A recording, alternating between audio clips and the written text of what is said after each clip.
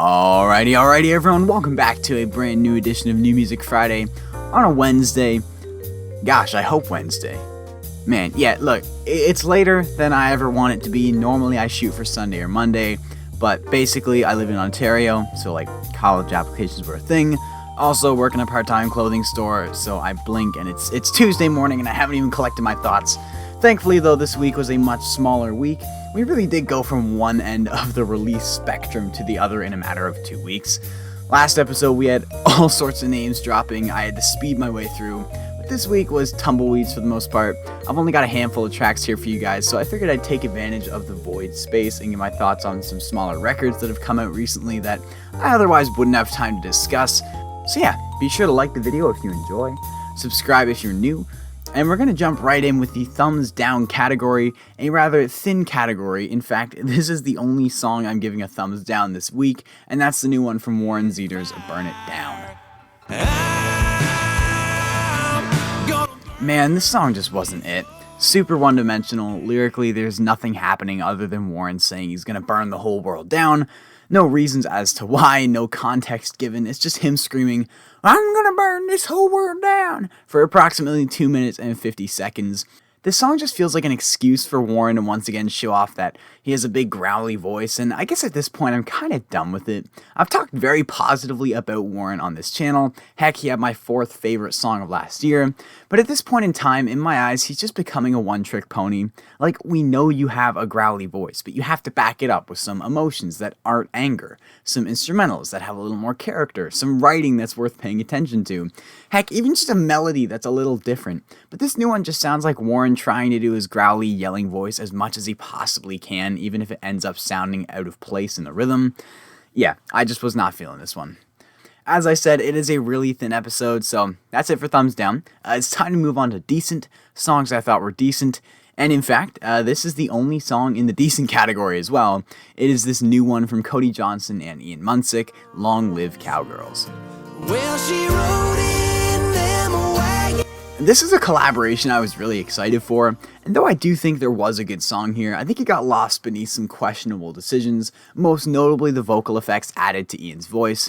I know it's like his brand with the experimental high country fusions, but especially with Cody on the track, the amount of effects and layers applied to Ian's voice almost make him sound like a bit of a robot.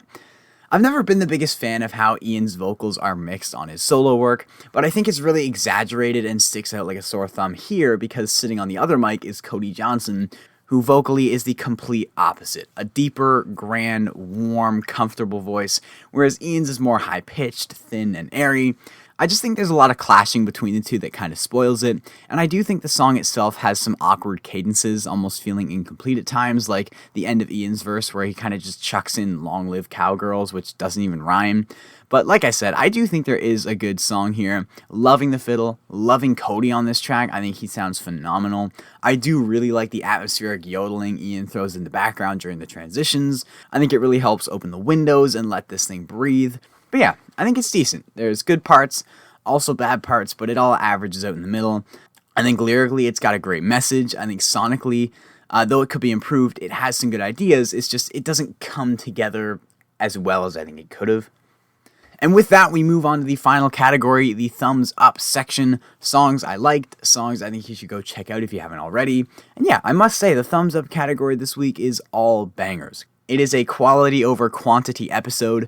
I'm feeling especially good about these ones, and first of which is the new track from William Beckmann, Follow.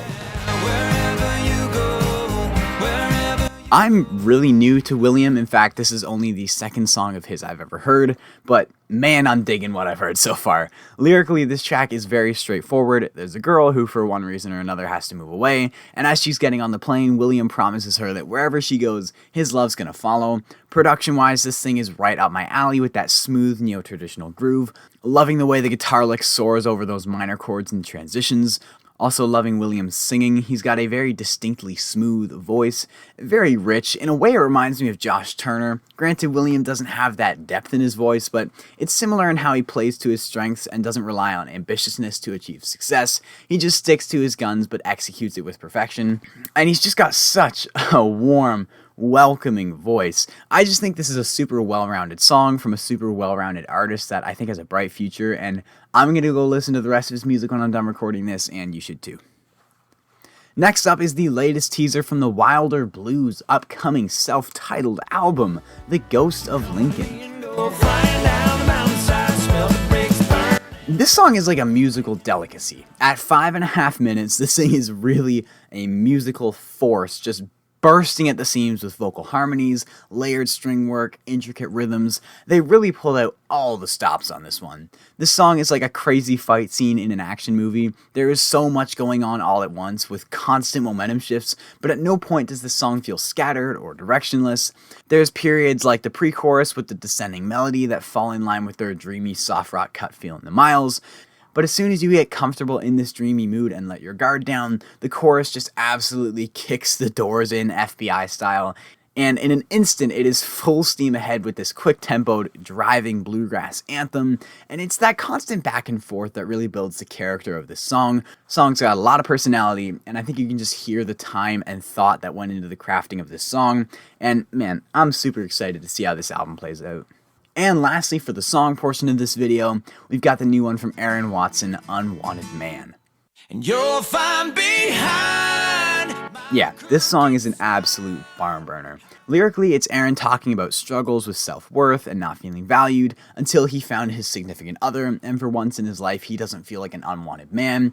But I think what makes this song stick out from its counterparts is how, although he's currently loved and currently in an ideal situation, Aaron is constantly dealing with this underlying fear of losing his significant other, and I think that desperation is really brought to life in the chorus when he starts absolutely belting some really heavy lyrics about his fear of losing what he currently has. I love how the production stays out of the way until the latter half of the track when it all comes together and really hits home. Yeah, just a superb, superb song, my favorite of this week. As I said, that's it for the song portion of this episode. A much lighter load, especially coming from the last edition where we had so many names. But like I said in the intro, there's a few albums I want to mention while I have a few minutes here.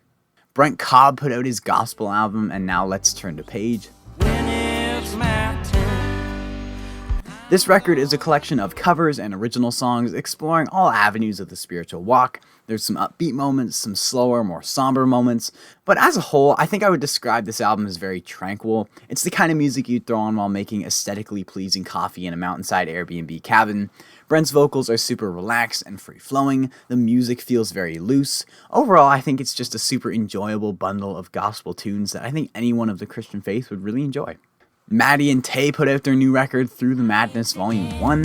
You say you love me, I know you love me. Honestly, I've been really into this album. This record does see them explore a more city pop sound, which despite the fact it comes off really pretty, I do think it can feel pretty safe at times, and I also don't think it has as much personality as some of their older work, but they still do sound really polished, really smooth, really pleasing. And it's by no means offensively pop songs. They're great country songs, just glamored up a little bit. Writing-wise, I think there's some really strong moments here. My personal favorite overall would have to be Don't Make Her Look Dumb, which is this really dark song talking to a guy they don't trust with this girl, and basically telling him, we know what you're made of, don't manipulate her, if you don't love her, stop leading her on, just don't make her look dumb for loving you.